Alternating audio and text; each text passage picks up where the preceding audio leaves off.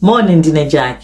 Tabwera ntiches weekend special and Friday.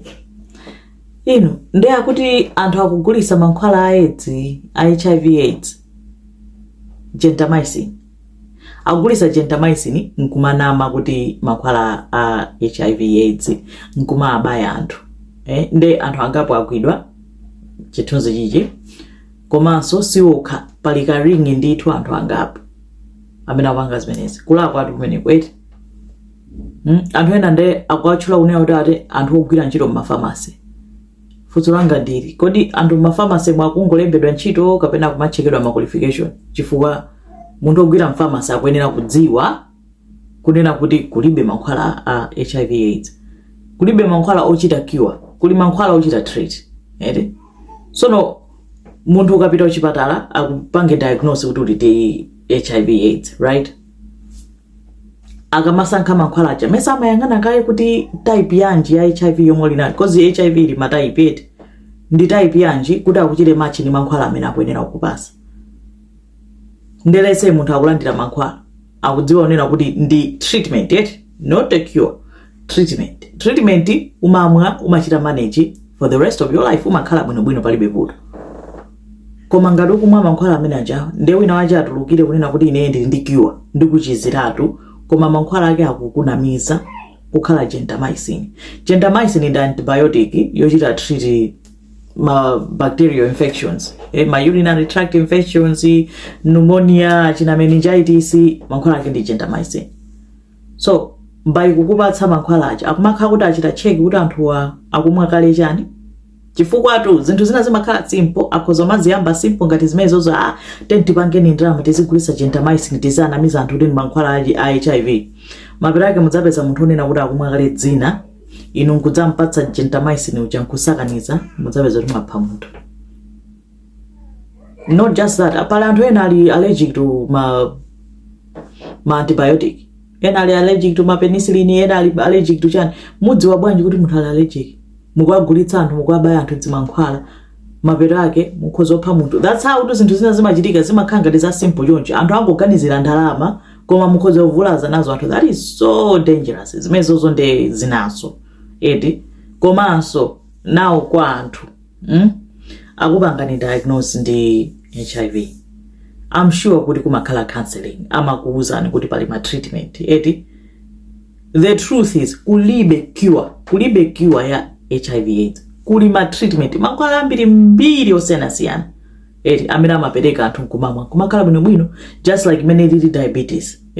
Diabetes one ija ngati uli diabetes udwala sugar, kunena kuti kulibe mankhwala onena kuti umwa mankhwala uchira yatha. You live with it. Basi udzibaya ma insulin yacha ka udzimwa metformin masiku kumatani nkumata. Palibe zone otanda mankhwala ndachira ngati malungo yani.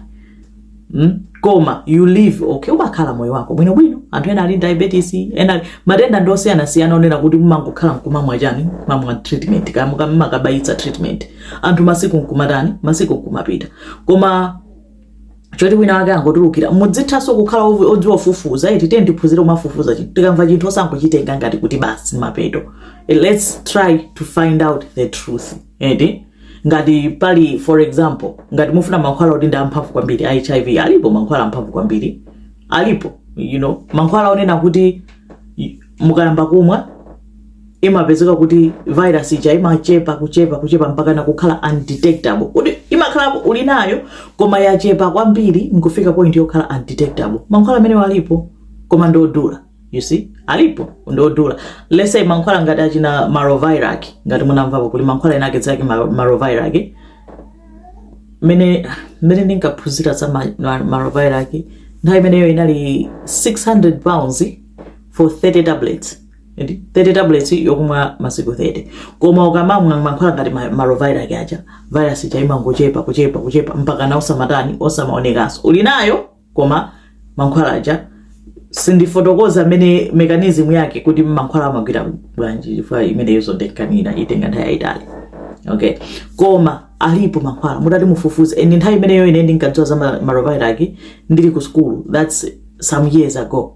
Koma panopo kulisa mankhwala enaso amphamvu kwambiri. So ngati muli ndi ndalama zonena kuti mukufuna mankhwala ngati amenewo, do your research, find out mupeze mankhwala eni amatenda atiwo amenewo. Ndipo musanagule kakumaneni ndi dokotala wanu kafotokozeni kuti ndikufuna ndani peze mankhwala akulinganizeni bwinobwino kuti kodi inuyo HIV yanu ndi type chani, ndipo type yanu ikulingana ndi mankhwala awa. Kozi pala anthu ena amadabwa kuti akumwa mankhwala koma angodwalabe. Mukuzizo zimezeti kuti anthu ena akudwala kumani mankhwala awayanja zikuyenda ali bwinobwino akhali amapitira, koma wina akumwa mankhwala koma abisakuchita sakupeza bwino.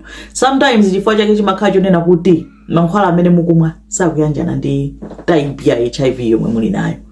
Akuyenera kupanga identify kuti type ya HIV muli nayo nditi, kuti akupatseni mankhwala aketi, mankhwala amene ali specifically made apangidwa kwa type yomwe muli nayoyo.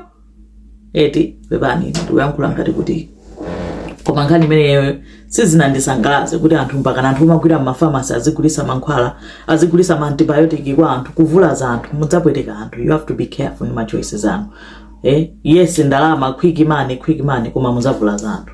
Be very careful. Teni tidzekhala chikondi chidziposa pamene pali COVID. Nangofuna kuponyamo pamene kopo imeneyo nayiona ndi unachuluka zinthu mutu kuti come on now.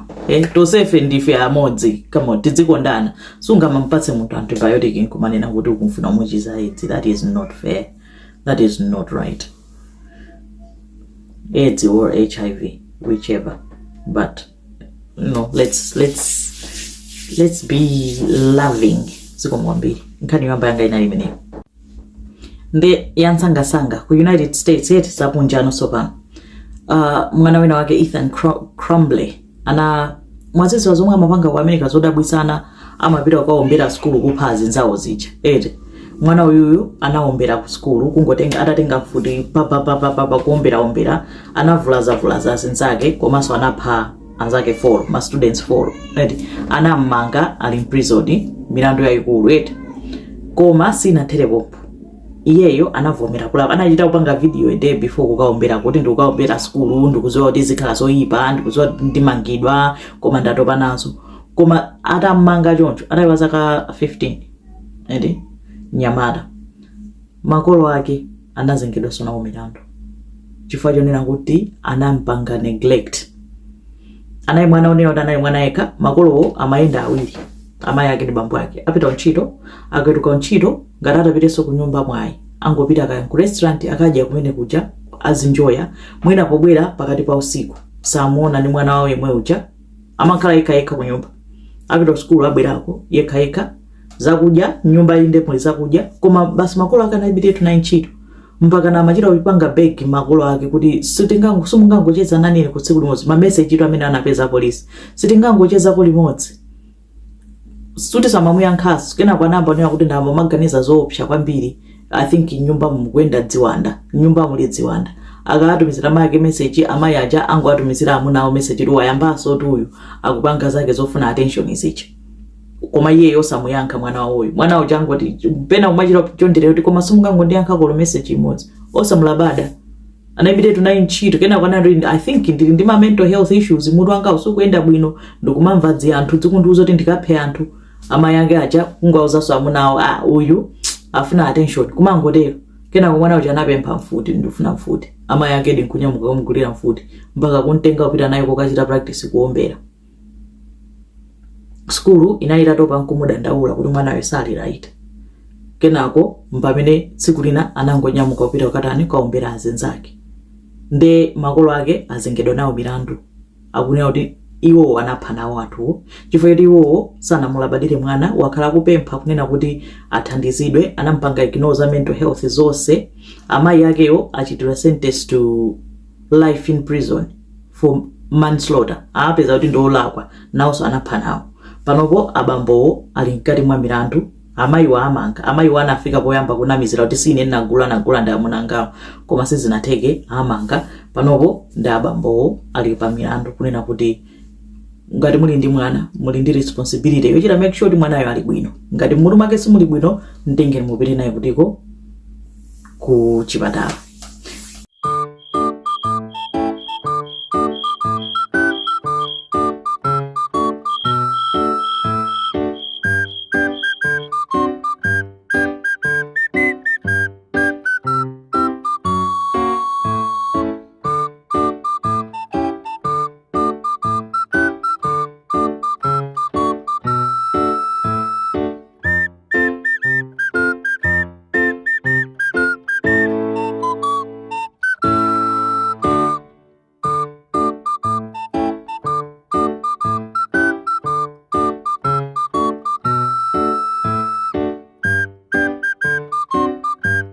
ndi za weekend imeneyo. Zikomo kwambiri, mukhale ndi weekend yabwino. Zikomo kwambiri.